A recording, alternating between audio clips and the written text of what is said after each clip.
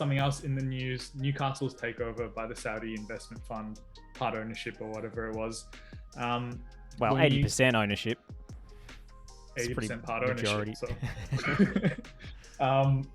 And when we caught up last week, we talked a lot about it from two angles, right? First of all, there is the human rights violation angles of Saudi Arabia and that kind of stuff, which I'm sure you'll touch on. But then there's also the flip side of it, which is a fan base that has been craving an owner that cares to produce a team that plays well, that plays for the badge.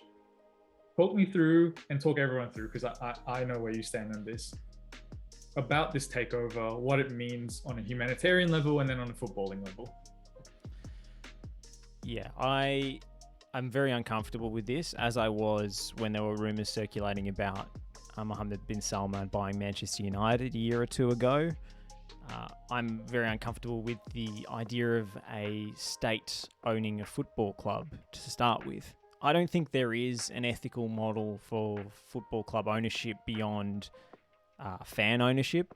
And until we get there, or until we adopt some sort of 50+1 Bundesliga-style rule universally, there is no ethical football ownership. I do understand that. Most of the people that are rich enough to buy these sorts of clubs and spend this sort of money have got that money in a extremely shady way, no matter where they come from. But this in particular does bother me because Saudi Arabia is the most kind of cartoonishly, comically evil state in the world in terms of human rights abuses. There is a gender apartheid in Saudi Arabia. The Jamal Khashoggi murder has been well documented, but is worth repeating that he was murdered by Mohammed bin Salman, or on the orders of Mohammed bin Salman, and then dismembered. I mean, it's just horrendous, some of the stuff that's going on, not only in Saudi Arabia with the complete crackdown on any sort of dissent, with the gender apartheid, with the treatment of foreign workers that we see across the Middle East as well, but also what they do internationally, including the war in Yemen. Just go visit Amnesty International are a good resource for finding out the facts of what's actually going on. Yep. But this is Saudi Arabia, and I find the Premier League's explanation that this is the sovereign wealth fund and therefore separate to Saudi Arabia owning the team a pathetic legalese deflection of what is really happening here. Mohammed bin Salman is the Crown Prince of Saudi Arabia. Yeah. He is also the director of the Sovereign Wealth Fund. So I don't see how there's a separation there. And let's put some numbers for context, just in case people that don't know, right? So Newcastle United were purchased by, like you said, that Saudi fund 80%, but as a consortium, at a cost to be around $408 million US, 300 million pounds. 80% of that, like you said, provided by that sovereign wealth fund of Saudi Arabia, which is valued at $430 billion, shared by Mohammed bin Salman. And the Premier League confirmed in a statement that they've received legally binding assurances that the kingdom itself will not control the club. How sure are you about those assurances? What does your gut tell you? I mean, it's just nonsense. It's completely ridiculous. I mean, bin Salman texted Boris Johnson asking him to make sure that the decision was reversed. But this has nothing to do with fit and proper persons. This has nothing to do with human rights from the Premier League's perspective. And it never did. The reason that the takeover stalled and was not approved by the Premier League had nothing to do with human rights concerns or whether Saudi Arabia, the state, was going to run Newcastle United. The Premier League doesn't care. What the Premier League cared about is money, and through that, their rights holders. And the reason that this deal stalled was because Saudi Arabia, due to their ongoing dispute, shall we say, commercial blockade, I guess you'd call it, around Qatar, which they shared that alliance with a lot of Middle Eastern states. They were pirating all of beIN Sport's content blatantly. There was a lot of money paid for the Premier League rights distributed through a number of countries, including throughout the Middle East. where beIN Sports, just paid the Premier League millions of dollars to show the content. And in Saudi Arabia, beIN Sports was banned, and instead there was a state-owned channel, which there's probably some legalese they've got around to declaring that they don't own that channel. But there is a pirate channel called Be Out Q, which blatantly ripped off all of beIN Sports content, blurred out their logo, and pasted Be Out Q over the top. So it was just a case of blatant piracy. And no, this couldn't be challenged legally in Saudi Arabia because a Saudi Arabian national would have to challenge that in a Saudi Arabian court. And no one wants to do that in a country where dissent is completely forbidden. So that continued for quite some time before the leaders of the countries met. There was an agreement hashed out. Be Out Q has been shut down, and beIN Sports is now shown in Saudi Arabia. And therefore, the Premier League can then turn around, say to their rights holders, we've protected your exclusive broadcast rights. You're not losing money thanks to another Premier League owner.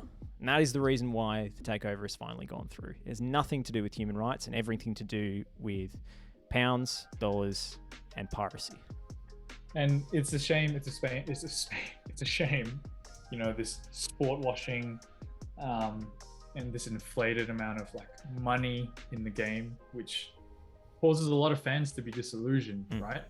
And I don't mean to shift the conversation now to the sporting element, and we can talk about the human rights stuff all day, but also I want everyone to keep in mind that we're just two idiots talking for 50 people to listen to.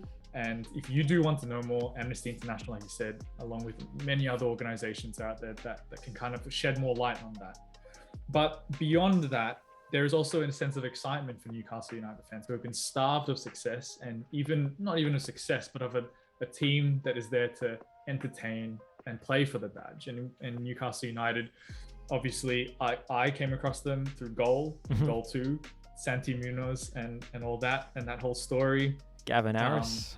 That's it. And this is a quote from Amanda Staveley, who received 10% stake as part of that consortium. Our ambition is aligned with the fans to create a consistently successful team that's regularly competing for major trophies and generates pride across the globe. What would this investment mean to the fans of Newcastle, and what can we expect moving forward from a sporting perspective? Well, I hate to hammer the point again, but there was a great piece in The Guardian by Jonathan Wilson who brought up the fact that so many media organisations are referring to the long-suffering fans, in inverted commas, of Newcastle United. And that equivocation of suffering in a fandom, in a sporting sense, making that somehow equal to the actual suffering going on in Saudi Arabia with, torture being used as punishment and public beheadings and so forth, is quite an offensive one.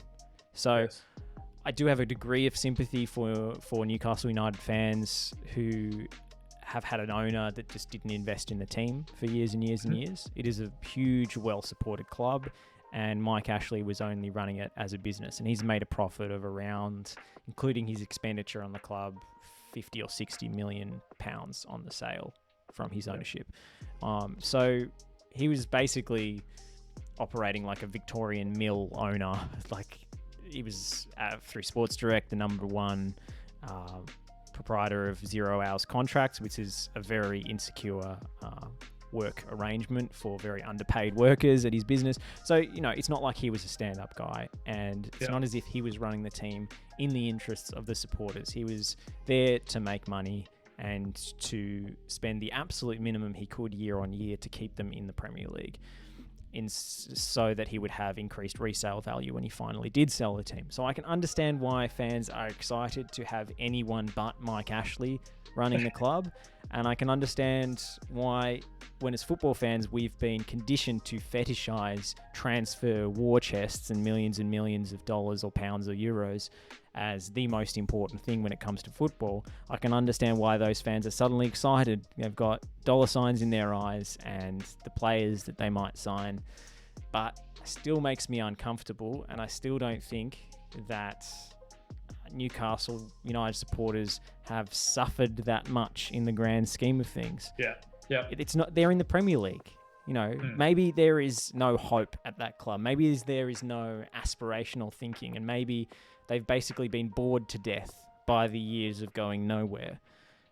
But I'm sure there are plenty of fans that would trade places with them. If you look at something like Wimbledon, for example, who had the team literally moved to another town and renamed, like this, it's not equivalent. What about a club like Portsmouth, who went for 3 successive relegations all the way down the pyramid? What about a club like Bury, which doesn't exist anymore? Yeah, it went completely bankrupt. This happens in football. Bad ownership happens, and I don't think Newcastle United are unique among the fans that are suffering in the inverted commas sense. Yeah. And look, and that's a fair point. I saw a really compelling piece, I think, on Versus of Copper 90 from a Newcastle United fan, talking about how he's managing, he or she, I'm not sure who wrote it actually, how he or she is managing their own excitement about, a sense of hope, like you said, but also recognizing that the human rights violations and obviously the abhorrent behavior of the government that has come in to essentially take over, negotiating that and kind of rallying the fan base, if you will, to be able to shed light on those things and challenge their owners in a way that they can still remain excited about the sporting future, but also take on the responsibility like you're talking about now. Because as a fan of Newcastle, you have that responsibility now. Yeah, I guess. I mean, I don't know what I'm asking Newcastle United fans to do. I think, in a sense, we did see the power of fans and the power of fan protest during the European Super League debacle, and the way that fell over immediately when you had such vehement fan protests in the wake of that announcement. So if Newcastle United supporters did decide to entirely boycott the club and picket outside the stadium or outside the training ground, maybe this takeover could have been blocked, but it's probably too late now. What are you supposed to do as a Newcastle United fan? I'm not asking you to stop supporting the team that you or your family supported for generations. I just feel uncomfortable when fans start to do the PR work of a corrupt, despotic government for them, cladding themselves in the symbols of the Saudi regime. I've seen so many Saudi Arabian flags in Twitter names and Twitter bios.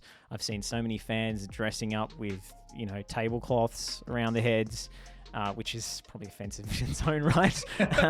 But I've seen so much pageantry around the fact that, yes, we've got this rich owner, welcome, your excellency. And that makes me sick. That really does make me sick. I don't think you have to go to those lengths to suck up to the oppressors that are now going to pump money into your football club. That's undignified, to say the least. Yeah. And look, and I think we'll end it on this. I know we wanted to talk a bit more, but I think this is a good place to end this conversation on Newcastle, which is we all have a responsibility to each other, whether we like it or not, right? Like, I think sometimes these things can happen across borders and across vast expanses of land. And when we don't see it firsthand, it can be easy to then dissociate what's happening over there with what's happening over here.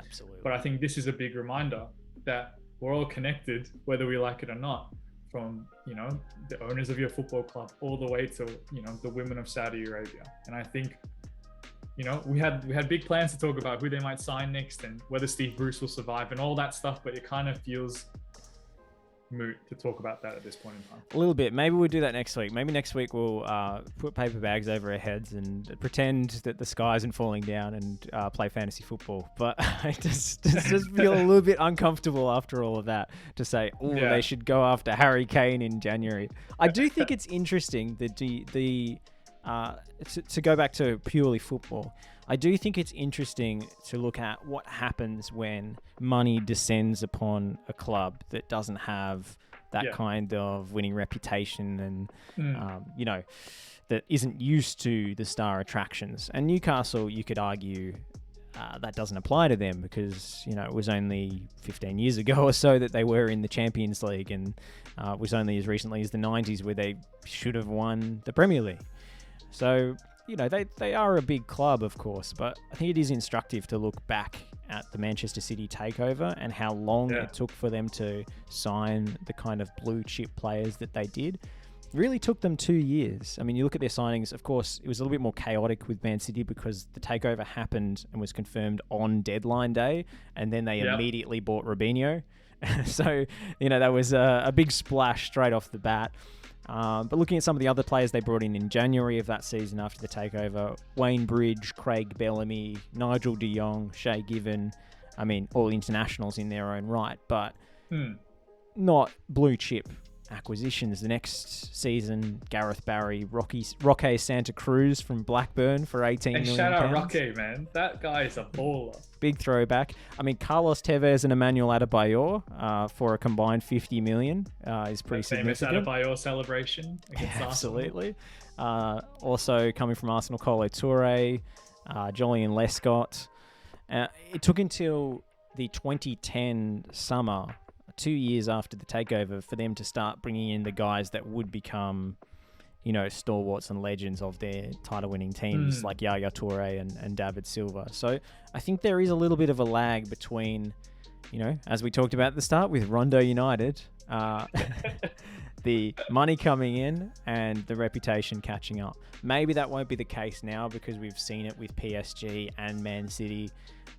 Maybe players are more used to the idea of a club run on petrodollars or sovereign wealth funds, and it's not such a big deal to move to Newcastle. I don't know. It's going to be very interesting from that perspective to see how it does affect players' decision-making in the transfer market, because I am sure they will be flashing the cash. And the fact that financial fair play has been proven to be quite toothless by Manchester City, that work is already done for them. I know Amanda Soveley did mention it in one of her interviews that they have to spend sustainably because of FFP, but I don't think anyone cares about financial fair play anymore. I mean, the two clubs that it's supposed to really apply to make decisions that fly in the face of it constantly. I mean, you only have to look at PSG turning down Real Madrid's mega offer for Kylian Mbappe when his contract expires in 12 months to see that no one cares about financial fair play anymore. So those rules are entirely toothless, and I don't think Newcastle have to do much in terms of box ticking to bypass them, unfortunately.